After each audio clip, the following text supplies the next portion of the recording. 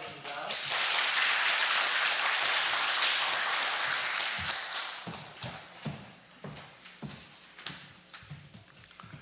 안녕하십니까. 오늘 세례받게 된 한동호 성도라고 합니다. 저는 어릴 때부터 교회를 다니고 있었습니다. 4살 때부터 초등학교 5학년까지 대구 서문교회를 다니게 되었는데, 어릴 때의 마음이지만 교회에 가면 굉장히 편안함을 느꼈습니다. 그래서 교회에 가는 것도 참 좋아했습니다.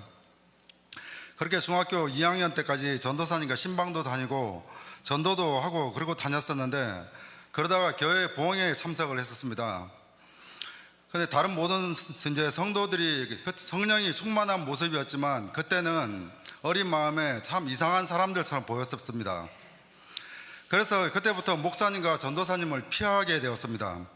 그렇게 교회를 자연스럽게 떠나고 직장 생활을 하면서 바쁘게 살면서 교회와 멀어지게 되었습니다.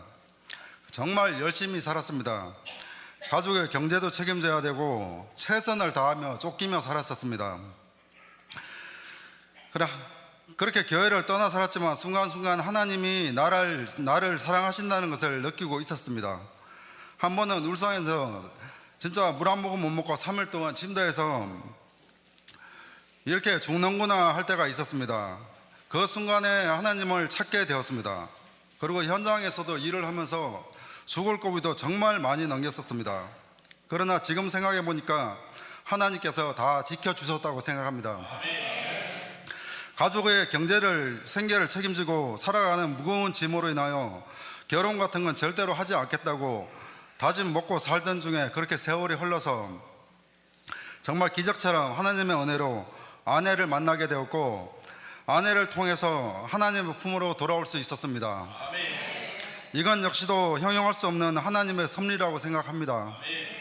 그리고 유년 시절, 유년 주일 학교 시절에 우리 반 선생님께서 반 아이들을 선생님 집으로 자주 초대를 해가지고 맛있는 것과 자상한 미소로 챙기시며 진짜 섬겨주시는 것이 지금까지 좋은 기억으로 남아서 아내에게 그 선생님의 선의가 참 그리스도인의 모습인 것 같다고 여러 번 말한 적이 있습니다. 먼저 믿는 자가 이렇게 선한 영향력을 흘려보내므로 하나님을 믿는 씨앗이 사람들의 가슴 속에 뿌려질 것이라고 믿고 생각합니다. 시간이 한참 흘러 예수님 품으로 돌아왔지만 내 집안에 있는 것처럼 편안함을 느끼니 정말 제가 있어야 할 곳은 교회인가 봅니다.